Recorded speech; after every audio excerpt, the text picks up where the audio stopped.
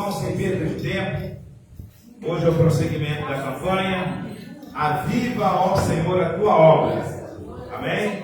É o 15º elo da campanha. Abra a tua Bíblia aí em Marcos, capítulo 2. Nós vamos estar lendo o versículo 1, depois o versículo 5, o 6, o 7, o 8 e o 9. Amém? Marcos capítulo 2. Evangelho segundo escreveu São Marcos capítulo 2. Vamos ler o primeiro versículo, depois o versículo 5, depois o versículo 6, 7, 8 e 9, para nós ganharmos tempo. É o título, é o tema da mensagem: Jesus em Cafarnaum. Diz assim a palavra do Senhor: E alguns dias depois entrou outra vez em Cafarnaum, e soube-se que estava em casa. Agora vamos lá para o versículo 5. E Jesus, vendo-lhes a fé, disse ao paralítico: Filho, perdoados estão os teus pecados. Versículo 6. E estavam ali assentados alguns dos escribas que arrozoavam em seu coração, dizendo, versículo 7, Por que diz este assim blasfêmias? Quem pode perdoar pecados senão Deus?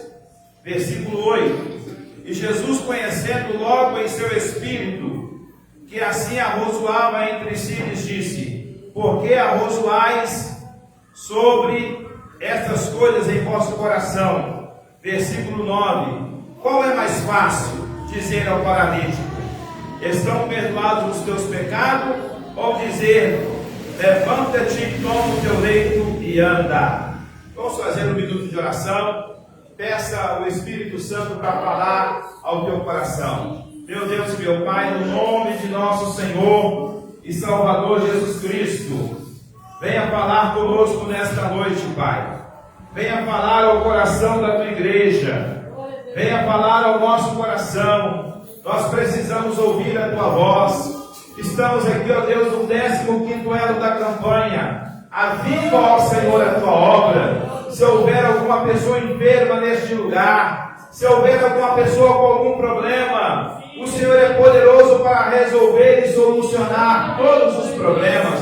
Nós cremos no poder do teu nome. É isso que nós te pedimos e te agradecemos em nome de Jesus. Amém? Podeis assentar. Glória a Deus, Senhor.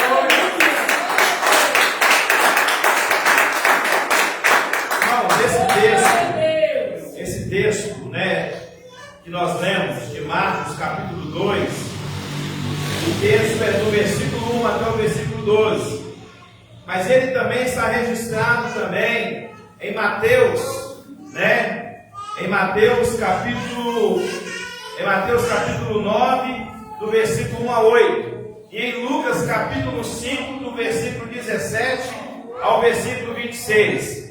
Mas eu escolhi o Evangelho de São Marcos devido aos detalhes que Marcos dá, né, de Jesus em Cafarnaum. Então, quando você tiver um tempo lá na sua casa e você quiser, depois da mensagem, desbruçar sobre este texto, para que você possa entender os detalhes que o evangelista Marcos dá de Jesus em Cafarnaum. Amém? A mensagem de hoje é de Jesus em Cafarnaum. Jesus, irmãos, em Cafarnaum, ele fez diversos milagres. Ele operou diversas maravilhas. Na verdade, Cafarnaum foi o palco de milagres que Jesus operou naquela época, né? Jesus operou muito milagre em Cafarnaum. Jesus, ele nasceu em Belém da Judéia. Em Nazaré ele teve a sua adolescência, mas o desenvolvimento do seu ministério foi nesta cidade em Cafarnaum. Ele operou muito milagres. Nós temos ali, né, a sogra de Pedro, em Marcos capítulo 1, versículo 21, fala sobre a cura da sogra de Pedro. Também fala em Marcos capítulo, ali no capítulo 1, versículo 29, sobre o servo do centurião que foi curado. Ali Jesus expulsou vários demônios. Jesus repreendeu várias enfermidades. Então Cafarnaum foi um palco de milagre. Eles tinham ali, na verdade, a operação divina. Jesus operou muito milagre ali em Cafarnaum. Só que tem uma observação que eu quero fazer, que é muito importante, que está registrado em Mateus, capítulo 9. Lá fala também do mesmo texto, e chama de Cafarnaum a cidade de Jesus. Só que tem uma advertência, irmãos. Uma certa vez Jesus advertiu a cidade de Cafarnaum, porque ele operou vários milagres. Ele operou vários milagres. E lá, o próprio Jesus, ele disse: ai de ti, Corazim, ai de ti, Betesai, e ai de ti também, Cafarnaum. Porque ele operou vários milagres, mas na verdade não houve vários arrependimentos. Aqueles milagres a qual Jesus operou em Cafarnaum serviria e vai servir para o grande dia do juízo como uma advertência, como uma punição, porque a maioria das pessoas ali não chegaram ao arrependimento. Eles não se arrependeram, por mais que Jesus fez milagre. E aí eu aprendo uma coisa, irmão. Nós podemos ver lá no deserto quantos milagres que Deus fez, quando Deus arrancou o povo do Egito com um braço forte, usando Moisés. E mesmo assim o povo ali no deserto murmurava. Deus tirou a água da rocha, Deus abriu o mar vermelho, Deus colocou uma nuvem durante o dia e uma tocha de fogo à noite. E mesmo assim o povo, eles eram insensíveis, pessoal de coração duro, pessoal que não se dobrava diante de Deus. E assim também aconteceu em Cafarnaum. E hoje nós podemos ver isso nos nossos dias. Quantos milagres Jesus tem operado? Quantas oportunidades, às vezes, Deus tem nos dado, para mim, para você, e mesmo assim, muitas das vezes, irmãos, as pessoas, eles só querem os milagres, mas ele não quer o dono do milagre. Ele só quer ver as operações, ele só quer ver as manifestações, ele só quer ver a cura, ele só quer ver a porta aberta, o céu aberto, mas ele não quer o relacionamento com Jesus. E isso aconteceu na cidade de Cafarnaum. Que essa observação, ela vem servir para mim e para você, porque isso nos nossos dias também nós vivemos. O mesmo Jesus que operou naquela época, como eu acredito que nunca houve operação em Cafarnaum como houve nos tempos de Jesus. Eles ficaram maravilhados, eles ficaram atônitos. A prova que nós lemos aqui no texto, no versículo 1, e quando nós vamos lá para o versículo 2, né? Porque esse texto fala de uma cura de um paralítico. A Bíblia chega a dizer que quando eles ficaram sabendo que Jesus estava em uma certa casa, alguns estudiosos chegam a dizer que ele estava na casa de Pedro, né? Porque Jesus curou a sogra de Pedro, mas o texto não fala, é uma conjectura. Mas Jesus estava em alguma casa. Jesus, ele era muito popular ali naquele lugar. O ministério de Jesus se desenvolveu ali. Não se desenvolveu em Nazaré, porque ele foi rejeitado em Nazaré. Não se desenvolveu na cidade a qual ele nasceu, mas se desenvolveu em Cafarnaum. E a Bíblia fala que a casa estava lotada, não tinha como entrar. Eles ficaram sabendo que Jesus estava ali, que Jesus ia pregar a palavra, que Jesus ia falar, né, do grande amor de Deus, que Jesus ia pregar a palavra. Várias pessoas correram para ali, para aquela casa. A casa estava lotada, a casa estava cheia. Ali tinha várias pessoas. Ali tinha pessoas incrédulas. Ali tinha pessoas com fé. Ali o texto fala que ali havia escribas e fariseus, que são homens religiosos, conhecedores da lei, conhecedores da palavra. Tinha todo tipo de gente. É como nos nossos dias de hoje. Na igreja também vem vários tipos de pessoas. Vem Tomé, vem aquelas pessoas que acreditam, vem aquelas pessoas que vêm para ver, para que eles podem crer, e vem também aquelas pessoas que verdadeiramente têm fé, que acredita, que sabe e que acredita acredita que se Jesus operar, ele continua sendo Deus. Se ele também não operar, ele também continua sendo Deus. Os nossos dias é da mesma forma. A Bíblia fala que a casa estava cheia. O local não tinha lugar de entrar. É como se fosse um ônibus lotado, né? Acredito que alguém já pegou ônibus lotado aí. Você não tem como, nem se você tirar o pé, você perde o lugar. Se tirar o pé, perde o lugar. Assim estava essa casa aonde Jesus estava em Cafarnaum. Que maravilha!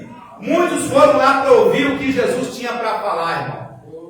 Muitos foram ali para ouvir o que Jesus tinha para poder falar. O problema é o seguinte, que muitos ouviam, mas não queriam obedecer. Muitos ouviam, mas não queriam se dobrar aquilo que Jesus falava. Como eu disse, que os escribas e fariseus, eles estavam ali também. Não é porque eles acreditavam em Jesus. Por mais que Jesus operou milagres, por mais que Jesus fez milagres, mas o coração deles era duro. O coração deles não tinha quebrantamento. O coração deles não se dobrava diante de Jesus. Nos nossos dias também acontece isso. Às vezes as pessoas ouvem a palavra, às vezes as pessoas veem os milagres, às vezes Deus abre uma porta, Deus soluciona um problema, às vezes na nossa própria família, e mesmo assim aquela pessoa não se dobra. Tem pessoas, irmãos, que até mesmo no leito de enfermidade, existem pessoas tão duras de coração que elas podem estar no leito de enfermidade. Elas não se dobram diante de Jesus. Elas não se reconhecem que Jesus é o Filho de Deus e que Ele verdadeiramente é Deus. Mas nós sabemos, irmãos, como diz a Bíblia, haverá um dia, esse dia vai chegar. Eu não sei a época, não sei o momento, porque eu sou limitado, eu não tenho onisciência, eu não tenho onipresença, mas esse dia vai chegar, é que toda língua confessará que Jesus Cristo é o Senhor. Vai chegar esse dia vai chegar. E como a casa estava lotada, a casa estava cheia, muitas pessoas ficaram sabendo que Jesus estava ali. O paralítico também ficou sabendo. Esses homens também, que levaram esse paralítico para a casa aonde Jesus estava em Cafarnaum, eles também ficaram sabendo. O que eles imaginaram? Jesus está ali, Jesus já operou vários milagres aqui nessa cidade, coisa que nunca nós vimos, coisa que nunca nós avistamos, vamos levar você lá também. Há quem diga que esses 4 homens que levaram este paralítico na casa onde Jesus estava, eram amigos desse paralítico.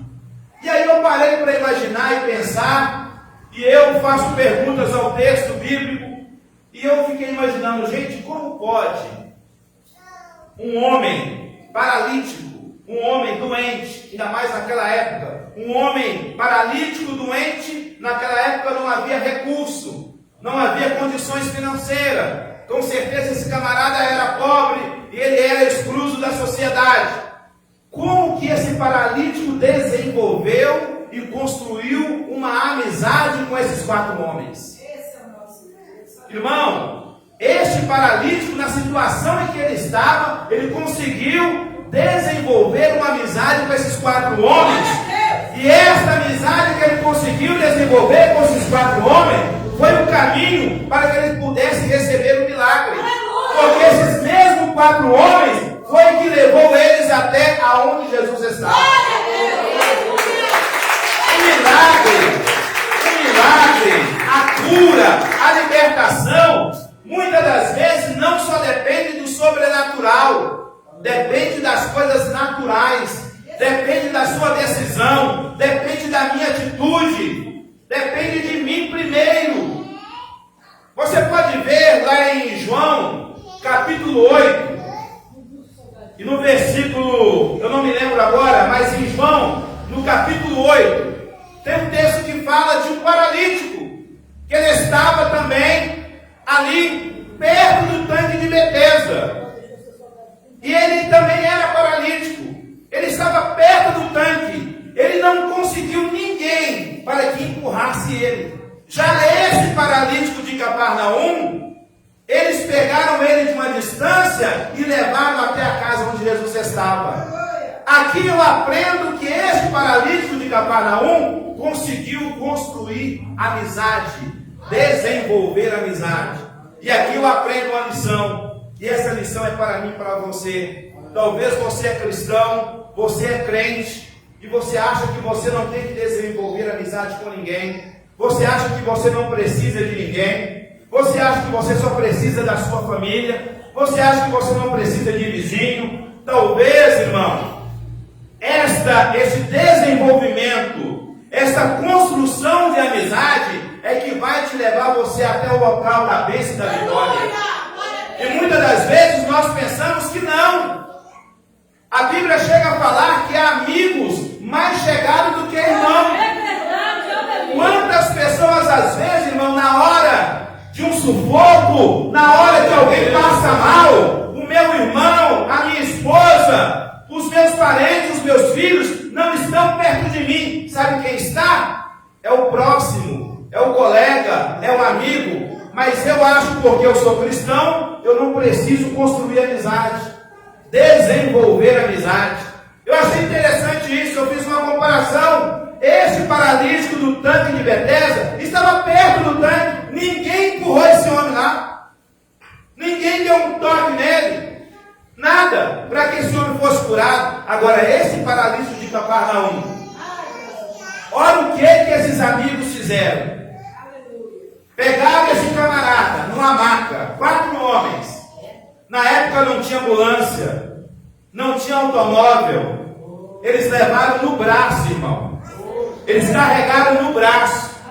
Sabe o que eu aprendo aqui? Fé sem atitude não vale nada.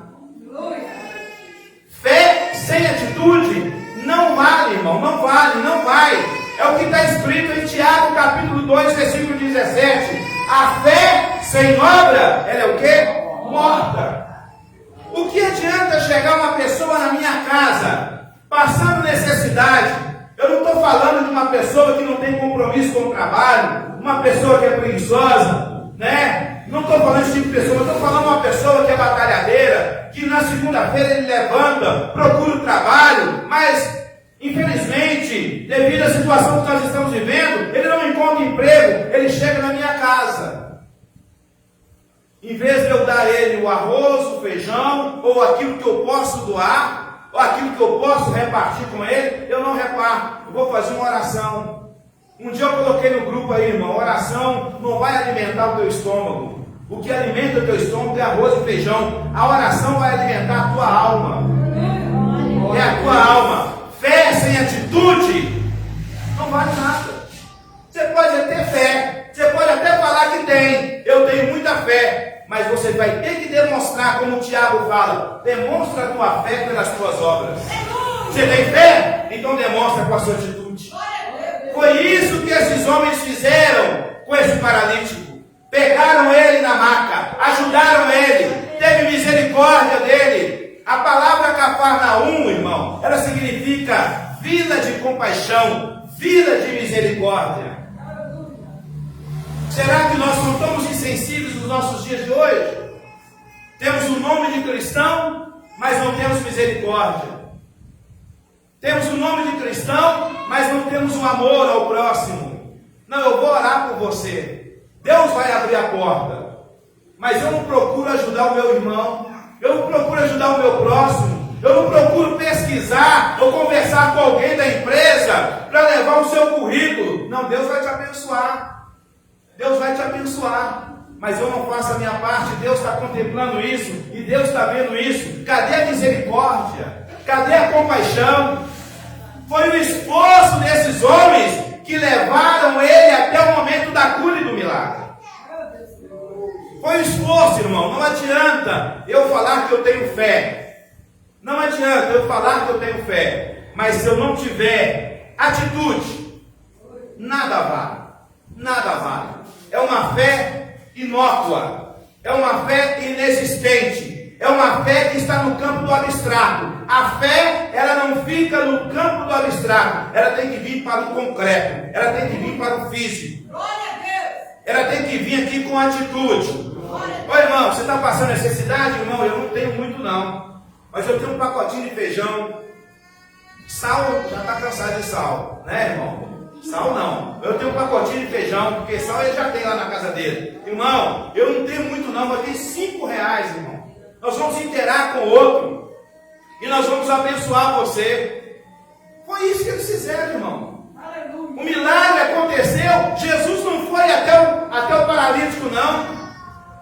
Foi o paralítico que foi até Jesus. Mas ele foi até Jesus através de quem? Através dos amigos. Foi construída uma amizade.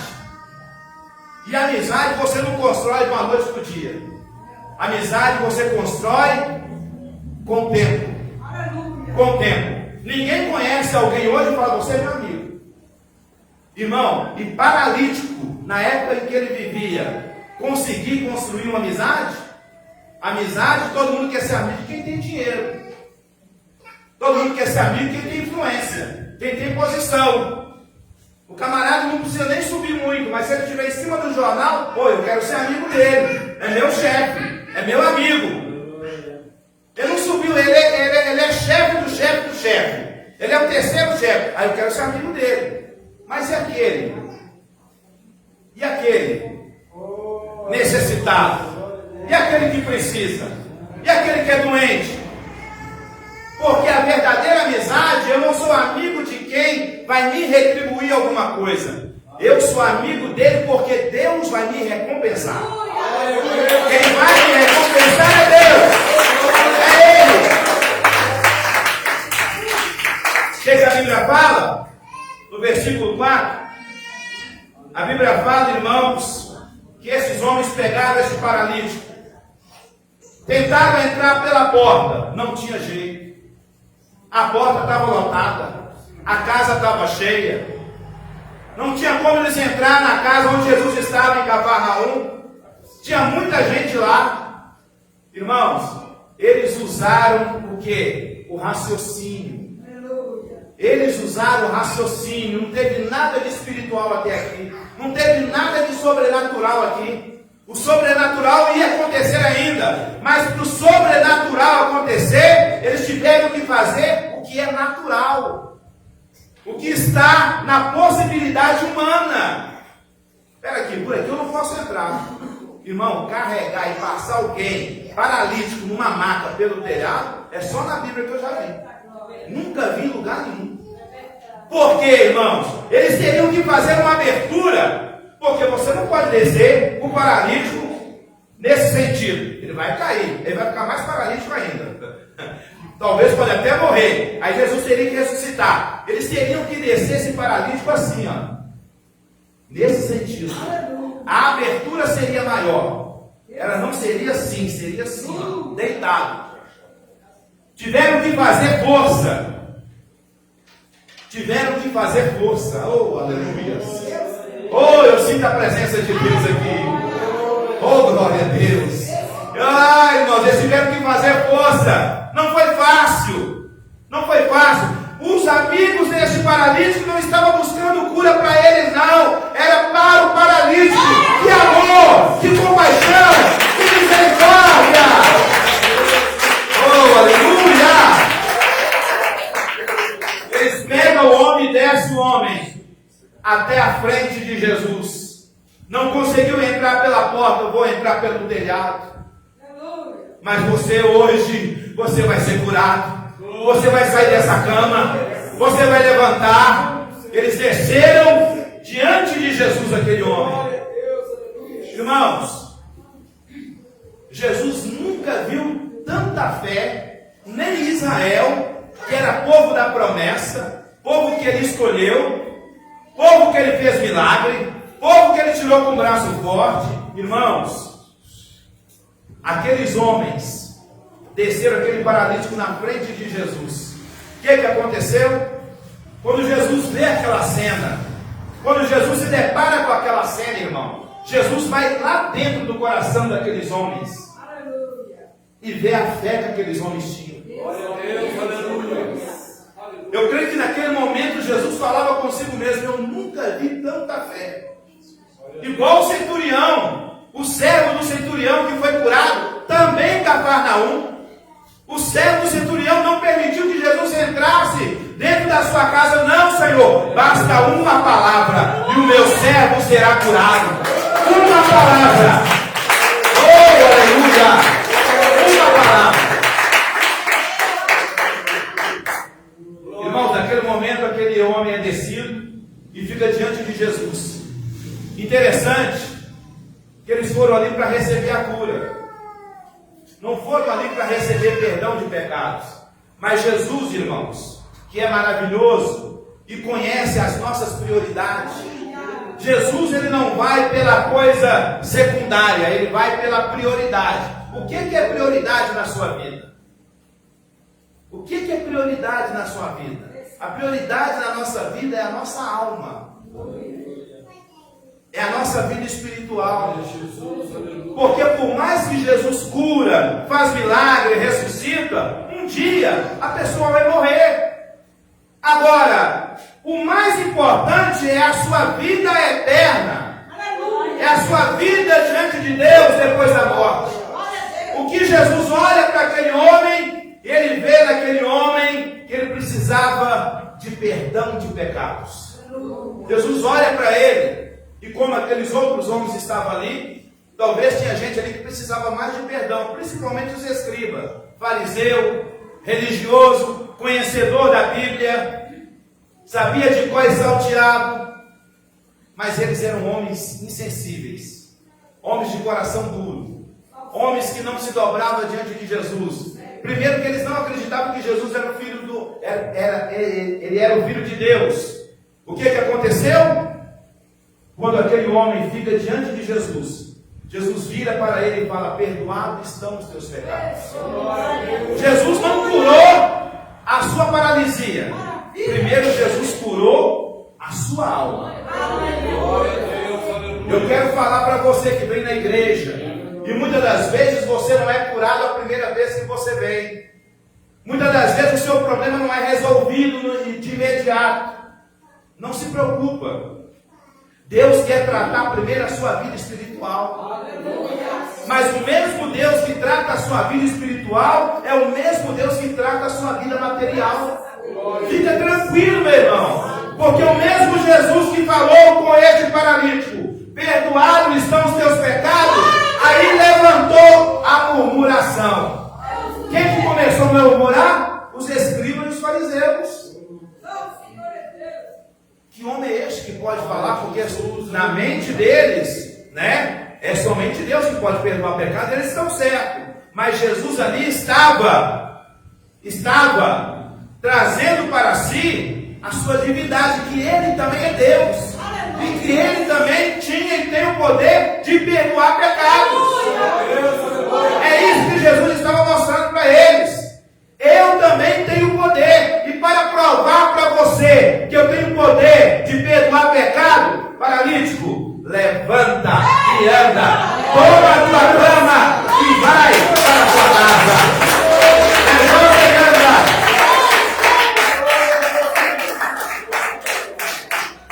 Irmãos, eu acredito o seguinte: Jesus, ele curou aquele enfermo, aquele paralítico.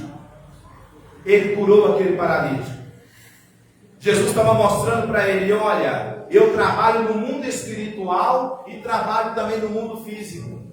É isso que Jesus estava trazendo a mensagem para aquelas pessoas que ali estavam. Jesus havia pregado a palavra e mesmo assim os escribas e os fariseus não haviam entendido. Irmão, como que pode reunir tanta gente numa casa para ouvir Jesus pregar? Alguma coisa Jesus atraía eles. Porque quando Jesus pregava, irmãos, não era uma palestra, não era um discurso, não era um curso, não era uma qualquer aula. Quando Jesus falava, a palavra de Jesus entrava dentro da alma do homem. Porque a palavra de Deus fala que a palavra de Deus, ela é mais penetrante do que qualquer espada alguma de dois gumes, que e o espírito, de junta e medula, apta para discernir a intenção do coração. A palavra de Deus, ela vai aonde ninguém vai. A palavra de Deus, ela vai aonde nenhum psicólogo, nenhum psiquiatra, ninguém vai, nenhum terapeuta, por mais que ele seja especializado. Porque na alma, quem conhece, irmão, a alma é o próprio Deus, porque Ele é quem criou. E quando Jesus falou, perdoados estão os teus pecados, Jesus estava dando uma aula para eles: olha, eu vou curar a alma deste homem. E para provar que eu sou Deus, eu vou curar a enfermidade dele também. E eu quero falar para você aqui nesta noite, que este Jesus de Cafarnaum, que desenvolveu o seu ministério ali, é o mesmo Jesus que está aqui nesta noite. Ele quer curar a tua alma. Talvez você venha à igreja, o seu problema não foi resolvido, e você quer desanimar. Comecei a campanha hoje, o Senhor não me ouviu. Ele está tratando com você. Você entrou na escola de Deus, porque Ele quer tratar a sua alma. Ele não quer que você seja aquele crente superficial, porque de repente, se Ele te dá aquilo que você mais almeja, você vai desistir, você vai parar no meio do caminho. E Jesus está tratando você. Talvez aquele problema no seu lar, no seu trabalho, na sua casa, não foi resolvido. Jesus, Ele quer tratar você primeiro. Jesus, Ele quer trabalhar em você primeiro. Irmão, quando Jesus trabalhou na vida deste paralítico, a Bíblia fala que as pessoas, quando viram aquele milagre, eles começaram a glorificar a Deus. Eu imagino aquelas pessoas que já tinham visto este paralítico acamado, e de repente vê aquele paralítico passando com a sua maca. Quem te curou? Jesus. Jesus de Nazaré. Ele foi rejeitado lá, mas foi aceito aqui. E hoje eu estou andando. Hoje eu posso correr. Hoje eu posso em qualquer lugar, porque Ele me curou.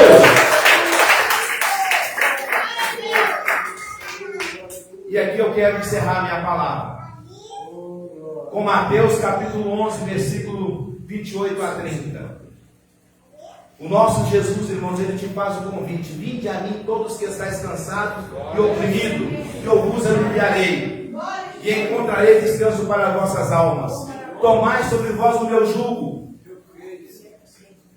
porque o jugo do Senhor é suave, o seu fardo é leve. O Senhor Ele quer ter um relacionamento com você. Jesus não queria somente curar este homem fisicamente, porque muitas das vezes aconteceu como aconteceu com aqueles leprosos.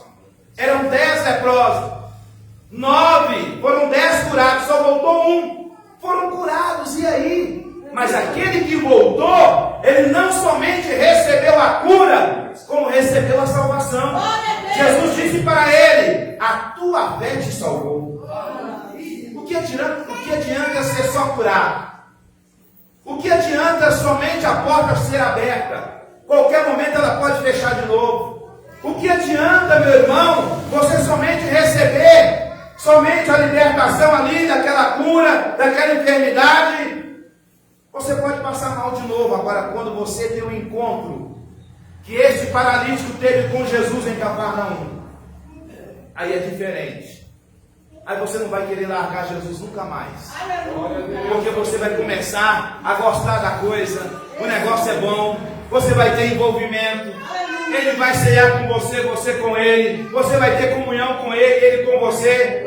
Às vezes você vai passar por um momento de luta, de tribulação, de problema, mas isso não vai te abater e não vai deixar você frio na pé, porque você sabe que você não está servindo Jesus somente por causa das coisas materiais. Você não está servindo Jesus somente por causa das coisas deste mundo, porque as coisas deste mundo passam, irmão. As coisas passam, o tempo vai, as coisas mudam, mas a palavra de Deus, ela permanece.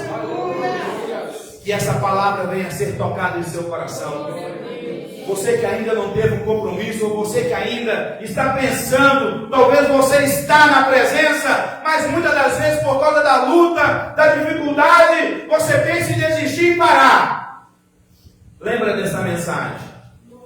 Vale a pena estar com Jesus, independente da situação, independente da circunstância. Se a porta está fechada, glória a Deus. Se a porta está aberta, glória a Deus. Se eu estou enfermo, glória a Deus. Se eu estou sadio, glória a Deus. Em qualquer momento, glória a Deus. Aleluia, Jesus. Em algum momento, aquilo que você almeja, se estiver dentro da vontade de Deus, se estiver no centro da vontade de Deus, Ele vai operar na sua vida. E se Ele não operar aquilo que você almeja, porque aquilo que você almeja não é bom para você. Porque Deus sabe de antemão o que é melhor para você e para mim. Que Deus nos abençoe. Que Deus abençoe a sua vida. Que Deus abençoe a sua família. Que Deus abençoe o seu trabalho. Que Deus abençoe os seus negócios. Que Deus abençoe os seus projetos. Em nome de Jesus. E aqui eu quero despedir dos ouvintes de casa. Estamos aqui na nossa igreja pentecostal Deus e Amor, da rua Porto Seguro, número 709. Se você estiver aqui nessa redondeza, vem aqui um dia nos fazer uma visita. Amém? Que Deus abençoe. Palmas para Jesus.